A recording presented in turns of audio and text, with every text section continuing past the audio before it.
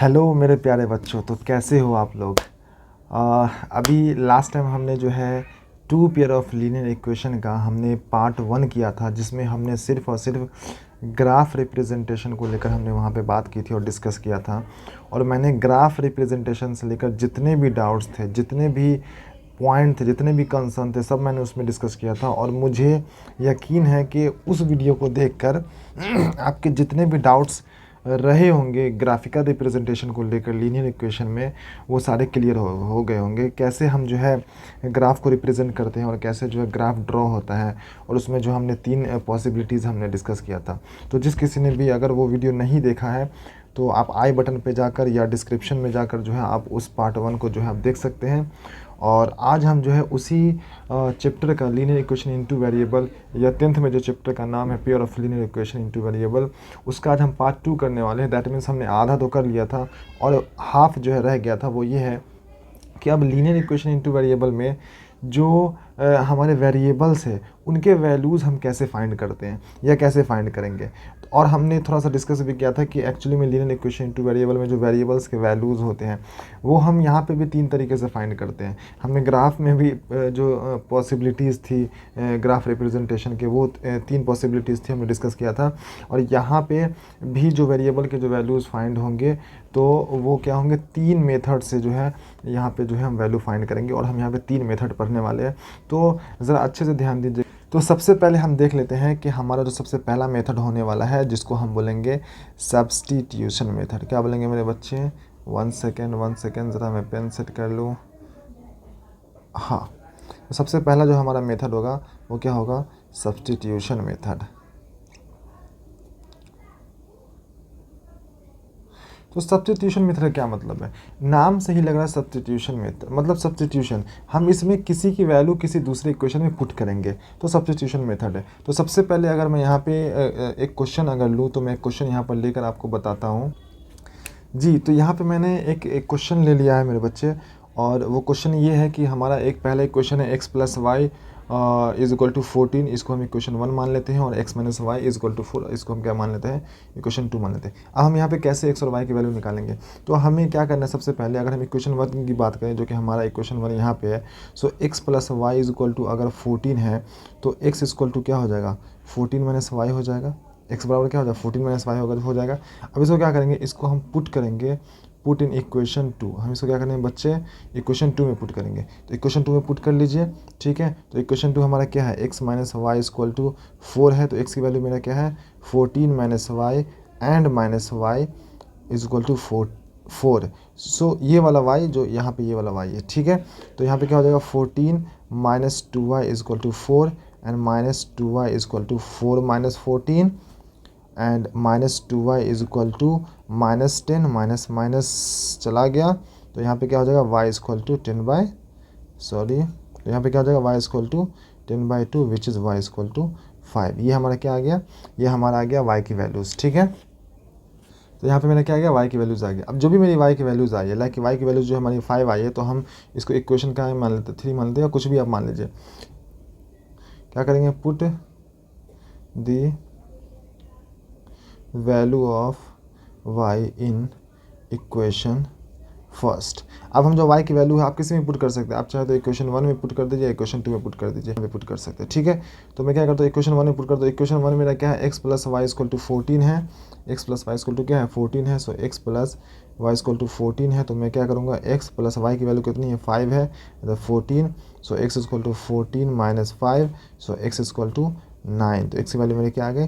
9 हो गई। और यही है सब्स्टिट्यूशन मेथड मेरे बच्चे, इसके अलावा कुछ भी नहीं है। बड़ा आसान है ये, कुछ भी इसमें नहीं है। आप देख सकते हैं मैंने क्या किया, बस 2 इक्वेशन थे, दोनों का मैंने किसी एक का क्या कर दिया? मैंने x का वैल्यू निकाल दिया और इसको मैंने पुट कर दिया कि दूसरे इक्वेशन में। उसी इक्वेशन में पुट नहीं करना मेरे बच्चे, याद रखना। जब मैंने फर्स्ट इक्वेशन का यहाँ पर x की वैल्यूज़ निकाली, ठीक है, जो कि मेरा 14 माइनस वाई आया था, 14 माइनस वाई, तो मैंने उसको इक्वेशन 1 में ही पुट नहीं किया, बल्कि मैं यहाँ पे इसको इक्वेशन 2 में पुट किया। ये चीज़ ध्यान रखना, दूसरे इक्वेशन में पुट करना है। और फिर वो पुट करने के बाद जो भी मेरी y की वैल्यू आएगी वो आप फिर कहीं भी पुट कर सकते हो। चाहे तो आप यहाँ पुट कर दीजिए, या यहाँ पुट कर दीजिए, या यहाँ पुट कर दीजिए, कहीं भी पुट कर दीजिए, आपका आंसर आ जाएगा। और यहाँ पे मेरी y की वैल्यूज़ आ गई 5 और यहाँ पे जो x की वैल्यू आ गई 9। बस यही सब्स्टिट्यूशन मेथड और कुछ नहीं है इसमें। बस एक की वैल्यू आप दूसरे में क्या करते हैं? पुट करते हैं। ठीक है, तो चलिए हम लेक्चर को आगे बढ़ाते हुए जान लेते हैं कि जो दूसरा मेथड वो क्या है। दूसरा मेथड है हमारा एलिमिनेशन मेथड। एलिमिनेशन मेथड, ठीक है बच्चे, एलिमिनेशन मेथड है। चलिए मैं इसका एक क्वेश्चन ले लेता हूँ, फिर मैं क्वेश्चन समझाता हूँ एलिमिनेशन का मतलब क्या है। एलिमिनेशन नाम से ही आपको मालूम चल रहा होगा, एलिमिनेट करना है यहाँ पे, मतलब किसी को निकालना है। एलिमिनेट मतलब होता है किसी को आप निकाल दीजिए, तो हम यहाँ पे किसी को निकालेंगे। हम दो वेरिएबल्स होते हैं इक्वेशन में, एक्स और वाई, तो हम क्या करेंगे, दोनों में से या तो हम एक्स को निकाल देंगे या तो वाई को निकाल देंगे। किसी एक को हम निकालेंगे तो मेरे पास एक ही वेरिएबल बचेंगे और हम उस वेरिएबल की वैल्यू निकाल देंगे, और जब वो वेरिएबल की वैल्यू निकलेगी तो हम दूसरे इक्वेशन में पुट करके हम दूसरे वाले वेरिएबल की भी वैल्यू निकाल देंगे। तो यहाँ पे एलिमिनेट करेंगे। कैसे करेंगे क्वेश्चन जरा देख लीजिए, फिर सारा क्लियर हो जाएगा। चलिए बच्चे, तो मैं यहाँ पर क्वेश्चन ले लिया हूँ एलिमिनेशन मेथड के लिए। क्वेश्चन है कि 9x minus 4y is equal to 2000 and जो है 4x माइनस 3y जो है, sorry 7x minus 3y equal to क्या है, 2000 है। तो सबसे पहले समझिए चीज़ों को। आप यहाँ पर देख सकते हैं आपके पास x और y दोनों हैं, तो आपको किसी एक चीज़ को एलिमिनेट करना होगा। ऑब्वियस सी बात है, एलिमिनेशन मेथड है, आपको दोनों वेरिएबल में से किसी एक वेरिएबल को क्या करना होगा, एलिमिनेट करना होगा। एलिमिनेट कैसे करेंगे, तो आपको क्या करना होगा कि चाहे x के कोफिशिएंट को, दोनों x का कोफिशिएंट को क्या करना पड़ेगा, या बराबर करना पड़ेगा, या आपको दोनों y के कोफिशिएंट को क्या करना पड़ेगा, आपस में बराबर करना पड़ेगा। चाहे आप दोनों x के कोफिशिएंट को बराबर कर दीजिए या दोनों y के कोफिशिएंट को बराबर कर दीजिए। कैसे कीजिएगा, इसको मान लेते हैं इक्वेशन 1 और इसको मान लेते हैं इक्वेशन 2। आप क्या कर सकते हैं बच्चे मेरे, कि हम किसी भी वेरिएबल को, चाहे x वेरिएबल को या y वेरिएबल को, उसके कोफिशिएंट को, दोनों कोफिशिएंट को हम क्या कर दें, बराबर कर दें। तो अगर मैं यहाँ पर क्या करूँ कि अगर हम इक्वेशन 1 को अगर मैं 3 से मल्टीप्लाई कर दूं, और इक्वेशन 2 को अगर हम 4 से मल्टीप्लाई कर दें, इक्वेशन 1 को अगर हम 2 से मल्टीप्लाई कर दें, यहाँ पे मैं स्टेटमेंट लिख देता हूँ, multiply equation 1 by 3 and equation 2 by 4। अगर मैं इक्वेशन 1 को 3 से मल्टीप्लाई कर दूं और इक्वेशन 2 को मैं 4 से मल्टीप्लाई कर दूं, तो क्या मेरा y का दोनों कोफिशिएंट बराबर हो जाएगा कि नहीं हो जाएगा बच्चे, अभी देख लेते हैं। सो अगर हम इक्वेशन 1 को अगर हम 3 से मल्टीप्लाई करेंगे, तो ऑब्वियस बात है मुझे सबको 3 से मल्टीप्लाई करना पड़ेगा, 9x को भी, 4y को भी एंड 2000 को भी। कर लेते हैं। सो 9 3 क्या होता है 27x and y minus 4y है, तो 4y को भी 3 से मल्टीप्लाई कीजिए, कितना हो जाएगा, 12y हो जाएगा, और 2000 को भी 3 से मल्टीप्लाई कीजिए तो 6000 हो जाएगा। चलिए बहुत अच्छा। अब इसको 4 से मल्टीप्लाई करना पड़ेगा, तो 7 4 से क्या हो जाएगा 28x, और 3y को भी 4 से मल्टीप्लाई करना पड़ेगा, so minus 12y and equal to 2000 को 4 से मल्टीप्लाई करना पड़ेगा, विच इज़ 8000। इतना क्लियर है मेरे बच्चे। अब यहाँ पर देख सकते हैं आपकी y का कोफिशिएंट यहाँ भी -12 है और y का कोफिशिएंट यहाँ भी -12 है, तो ये सेम हो गया। तो यही चीज़ आपको ध्यान रखना है। आपको क्या करना है कि आपको किसी एक वेरिएबल के दोनों कोफिशिएंट को बराबर करने होंगे ताकि वो एलिमिनेट हो सके। एलिमिनेट कैसे होगा, अब हम क्या करेंगे, अब हम ये दोनों इक्वेशन को क्या कर देंगे, सब्ट्रैक्ट कर देंगे। क्या कर देंगे बच्चे मेरे, सब्ट्रैक्ट कर देंगे। क्या कर देंगे, सब्ट्रैक्ट कर देंगे। साइन चेंज करके, यहाँ पे प्लस साइन था तो माइनस आ गया, यहाँ पे माइनस था तो प्लस आ गया, यहाँ पे प्लस था तो माइनस आ गया। अब जो है यहाँ पे क्या हो जाएगा, -28x है और 27x है, तो यहाँ पे क्या हो जाएगा, -x हो जाएगा, और -12y प्लस 12y तो ख़त्म हो गया, और यहाँ पे क्या हो जाएगा, -2000 हो जाएगा। 8000 में से 6000 जाएगा तो 2000 हो जाएगा, माइनस से माइनस चला गया। सो x बराबर कितना आ जाएगा बच्चे, x बराबर आ जाएगा 2000। ये मेरा क्या आ गया, x बराबर 2000। इसको क्या करेंगे, इसको पुट इन इक्वेशन 1, किसी भी इक्वेशन आप पुट कर सकते हैं, 1 में या 2 में इक्वेशन में पुट कर सकते हैं, और ये आपकी x की वैल्यू 2000 आ गई। आप सिर्फ y की वैल्यू निकाल ली। तो इक्वेशन 1 हमारा क्या है मेरे बच्चे, इक्वेशन 1 मेरा क्या था, 9x minus 4y equal to 2000।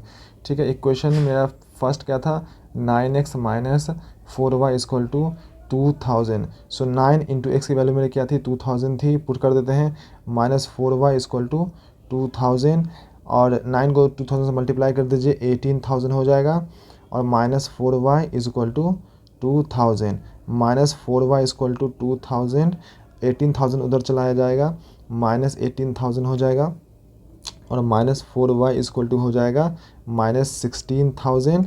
ठीक है, माइनस से माइनस चला गया, 4y equal to 16000 by 4 which is 4 4 जा 16। सो y इक्वल टू क्या हो जाएगा मेरे बच्चे, y इक्वल टू हो जाएगा मेरा 4000, और यही आपका आंसर है। x बराबर आपके क्या आ गए, सो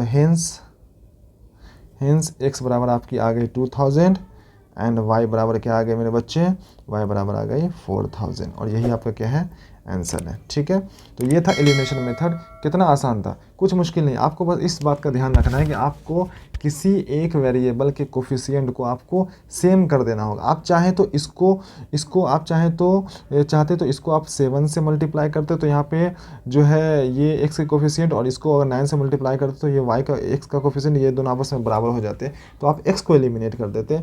मैंने y को एलिमिनेट किया है, तब भी आंसर वही आता। आपको किसी एक वेरिएबल को एलिमिनेट करना है और एलिमिनेट करने का प्रोसेस है कि आपको क्या करना होगा कि आपको उसके कोफिशिएंट को बराबर करना होगा। चाहे आप y के कोफिशिएंट को सेम बराबर कर दीजिए या आप x के कोफिशिएंट को बराबर कर दीजिए। बराबर करने के लिए आपको मल्टीप्लाई करने पड़ेंगे ऊपर नीचे नंबर से। चलिए एक लास्ट मेथड देख लेते हैं जो हमारे इस टॉपिक का आखिरी टॉपिक होगा, और इसके बाद ये लीनियर इक्वेशन ऑफ पेयर जो है ख़त्म हो जाएगा। लास्ट टॉपिक है हमारा cross multiplication method. Cross multiplication method, ये ज़रा अच्छे से देखिएगा बच्चे, क्योंकि ये थोड़ा सा जो है थोड़ा सा कन्फ्यूज़न हो सकता है इसमें, तो बड़ा अच्छे से देखिएगा। सबसे पहले मैं अगर दो इक्वेशन लिखूँ, पहले मैं इसमें सवाल नहीं लूँगा, मैं इसमें पहले आपको समझाऊंगा। अगर मैं इसमें दो इक्वेशन लिखूँ तो मेरे दो इक्वेशन क्या हो सकते हैं, a1x plus b1y plus c1 is equal to 0 हो जाएंगे। दूसरा मेरा क्या हो जाएगा, a2x plus b2y plus c2 is equal to क्या हो जाएगा, 0 हो जाएगा। क्रॉस मल्टीप्लिकेशन का क्या मतलब है, क्रॉस मल्टीप्लिकेशन बोले तो कुछ तो भी ऐसा मल्टीप्लाई करना पड़ेगा। ठीक है, चलिए तो सबसे पहले हम देख लेते हैं। सबसे पहले हम अगर ऊपर x लेंगे, क्या लेंगे, x लेंगे। अगर सबसे पहले मैं ऊपर क्या लूँ, अगर मैं सबसे पहले ऊपर मैं x लूँ, x, तो नीचे क्या आएगा मेरा, अगर मैं ऊपर x लूँगा तो x वाले जो टर्म है उसको मैं छोड़ दूंगा। अगर मैं ऊपर x लूँगा तो मैं क्या करूँगा, x वाले टर्म को छोड़ दूंगा। फिर मैं यहाँ पे y वाला टर्म लूँगा और जो है मेरा कांस्टेंट वाला टर्म लूँगा। y वाले टर्म में क्या करूँगा कि मैं ये जो इसका जो वेरिएबल है b1 और ये जो है c2, इसको मैं क्या करूँगा, मल्टीप्लाई कर दूंगा। क्या कर दूंगा, b1 और c2 को मल्टीप्लाई कर दूंगा और फिर माइनस करूँगा, और फिर मैं इसका जो कोफिशिएंट है b2 और इसका जो कांस्टेंट है c1, इसको मैं क्या कर दूंगा, मल्टीप्लाई कर दूंगा। ठीक है, देखिए मैंने क्या किया बच्चा, मैंने जब x लिया तो x वाले टर्म को मैंने छोड़ दिया, और फिर मैंने क्या किया कि y का जो कोफिशिएंट है उसको मैंने इसके कांस्टेंट के साथ मल्टीप्लाई किया, और फिर नीचे वाले y का जो कोफिशिएंट है उसको मैंने क्या किया, ऊपर वाले कांस्टेंट के साथ क्रॉस मल्टीप्लाई कर दिया। ठीक है, b1 c2 मल्टीप्लाई हो गया, माइनस b2 c1 क्या हो गया, ये इधर आ गया, और यहाँ पे आ गया इज इक्वल टू का साइन। और फिर मैं यहाँ पे y वाले टर्म को, y वाला जब मैं लिखूंगा टर्म, तो फिर मैं क्या करूँगा, यहाँ पे फिर मैं y वाले टर्म को मैं यहाँ पर छोड़ दूंगा। y वाले टर्म को मैं क्या करूँगा बच्चे, यहाँ पर छोड़ दूंगा।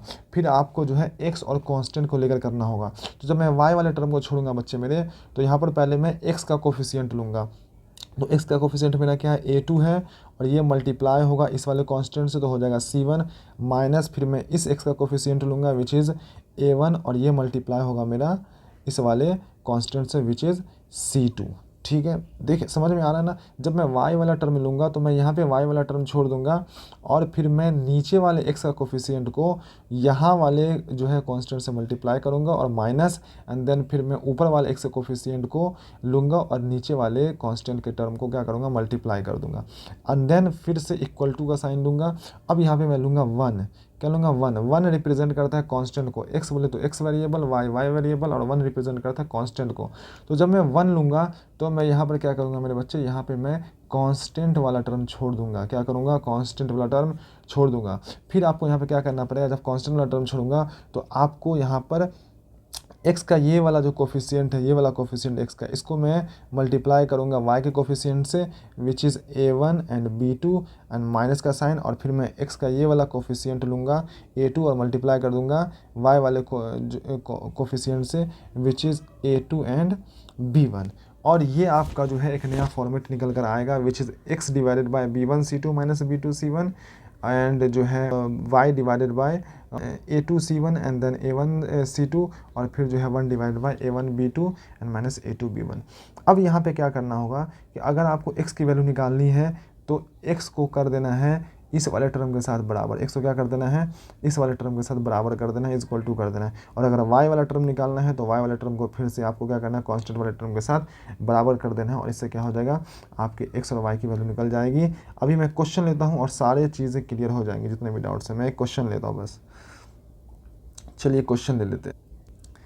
चलिए बच्चे, मैं आप लोगों के लिए क्वेश्चन ले लिया हूँ, which is 2x plus 3y is equal to 46 and 3x plus 5y is equal to 74। चलिए इसको मैं स्टैंडर्ड फॉर्म में लिख लेता हूँ, which is 2x plus 3y, 46 को इधर ले आता हूँ, minus 46 is equal to 0 and 3x plus 5y is equal minus 74 को मैं इधर ले आया एंड इक्वल टू 0। ठीक है, चलिए अब मैं यहाँ पर x वाला जो है टर्म बना लेता हूँ। तो x वाले के लिए मैं क्या करूँगा, x का टर्म छोड़ दूंगा। सो मेरा y का कोफिशिएंट क्या हो जाएगा, मल्टीप्लाई हो जाएगा इस वाले कोफिशिएंट से, विच इज़ माइनस 74, एंड ये वाले y का टर्म माइनस का साइन आएगा, एंड देन ये वाले y का टर्म क्या हो जाएगा 5, विच इज़ मल्टीप्लाई हो जाएगा इस वाले कोफिशिएंट से, विच इज़ माइनस 46। ठीक है, फिर इज इक्वल टू का साइन, फिर मैं y वाला पार्ट लूँगा। y वाले पार्ट के लिए क्या करूँगा कि मैं y वाले टर्म को छोड़ दूंगा, एंड देन x का ये वाला जो है कोफिशिएंट मल्टीप्लाई होगा ये वाले कांस्टेंट के साथ, which is minus 46 and minus का साइन, और फिर x का ये वाला कोफिशिएंट मल्टीप्लाई होगा 2, विच इज़ मल्टीप्लाइड बाय ये वाले कांस्टेंट के साथ माइनस 74। ठीक है, फिर इज इक्वल टू मैं 1 ओवर लूँगा जो मेरा कांस्टेंट वाला टर्म के बारे में होगा, और यहाँ पे मैं कांस्टेंट वाले टर्म को क्या करूँगा, छोड़ दूँगा। यहाँ पे मेरा जो है x का ये वाला कोफिशिएंट जो है मल्टीप्लाई होगा y के ये वाले कोफिशिएंट के साथ, विच इज़ 5 एंड माइनस, और फिर x का ये वाला कोफिशिएंट जो है मल्टीप्लाई होगा y के ये वाले कोफिशिएंट के साथ, विच इज़ 3 इंटू 3। ठीक है, चलिए मैं तीनों को सॉल्व करता हूँ एक लाइन से। सो x ओवर क्या हो जाएगा, 74 को 3 से मल्टीप्लाई करते हैं तो हो जाएगा 222, और माइनस का साइन आ जाएगा, एंड यहाँ पे माइनस माइनस प्लस है तो उसको प्लस हो जाएगा, और 46 को 5 से मल्टीप्लाई करेंगे, विच इज़ 230। चलिए यहाँ पे y ओवर हो जाएगा 46 को 3 से मल्टीप्लाई करें 45, विच इज़ 138, और यहाँ पे माइनस का साइन आ जाएगा, और यहाँ पे माइनस माइनस प्लस हो जाएगा, और अगर हम 74 को 2 से मल्टीप्लाई करते हैं सो 148 हो जाएगा। ठीक है, और यहाँ पे मैं 1 ओवर कर देता हूँ, 5 2 10, और यहाँ पे हो जाएगा 3 3 9, सॉरी 9। चलिए अब यहाँ पे जो है x ओवर यहाँ पे क्या हो जाएगा, यहाँ पे हो जाएगा 8 माइनस करने के बाद, और यहाँ पे हो जाएगा y इज इक्वल टू 148 में से 138 जाएगा तो यहाँ पे हो जाएगा 10, और यहाँ पे हो जाएगा 1 ओवर 1। ठीक है, चलिए एक बार मैं x वाले टर्म को इससे बराबर कर देता हूँ। So x by 8 is equal to 1 by 1, इसको क्रॉस मल्टीप्लाई कर देते हैं। सो क्या हो जाएगा, x इज इक्वल टू 8 हो जाएगा। तो x की वैल्यू कितनी आ गई मेरे बच्चे, 8 आ गई। ठीक है, चलिए अब एक बार मैं क्या करता हूँ, y बाई 10 को मैं क्या कर देता हूँ, 1 बाय 1 के बराबर कर देता हूँ। सो y इक्वल टू क्या आ गई, 10 आ गए। सो एक बार x की वैल्यू क्या आ गई, 8 आ गई, और एक बार y की वैल्यू क्या आ गई, 10 आ गए। और यही है जो है बच्चे मेरे, ये है क्रॉस मल्टीप्लिकेशन मेथड। सो ज़रा सा यही चीज़ आपको ध्यान में रखना है कि आपको जो वाला आप टर्म यहाँ पर लेते हैं, अगर x लेते हैं तो आपको x वाला छोड़ना पड़ेगा, y लेते हैं तो आपको y वाला छोड़ना पड़ेगा, एंड अगर 1 वाले लेते हैं विच इज़ कांस्टेंट वाला यहाँ पर छोड़ना पड़ेगा और क्रॉस मल्टीप्लाई करना पड़ेगा। आप क्वेश्चन बनाइए, और जो है मैं एक वीडियो लाऊंगा जिसमें मैं एनसीईआरटी के जो है अच्छे अच्छे क्वेश्चन और जो डिफ़िकल्ट क्वेश्चन है वो मैं करूंगा, और कुछ सैम्पल पेपर का भी क्वेश्चन लूँगा। और इस चैप्टर में बच्चे मेरे इतना ही है। जो ग्राफ रिप्रेजेंटेशन था पार्ट 1 में वो था, और यहाँ पे ये जो 3 मेथड हमने पढ़े हैं अभी, जो सब्स्टिट्यूशन मेथड था, एलिमिनेशन मेथड एंड ये क्रॉस मल्टीप्लिकेशन मेथड, इन्हीं 3 मेथड से जो है आपका जो है वेरिएबल्स दैट मीन्स x और y की वैल्यू निकाली जाएगी, और यही प्रोसेस है निकालने का। और मुझे यकीन है कि आपको जो है ये समझ में आया होगा, और अगर कोई भी प्रॉब्लम रहे चैप्टर से रिलेटेड तो आप कमेंट करके मुझे बताइए, और आप सपोर्ट कीजिए हमें, इस चैनल को, और ओरियन इंस्टीट्यूट कम्युनिटी को सब बिल्ड करने में सपोर्ट कीजिए, ताकि हम और हमारी टीम इस तरह के और भी अच्छे अच्छे वीडियोस मैथ से रिलेटेड हो, साइंस से रिलेटेड हो, और सोशल साइंस से रिलेटेड हो, वो हम लाते रहें। और बस आज के लिए इतना ही। गुड लक, और अच्छे से पढ़ाई कीजिए और अपना ध्यान रखिए।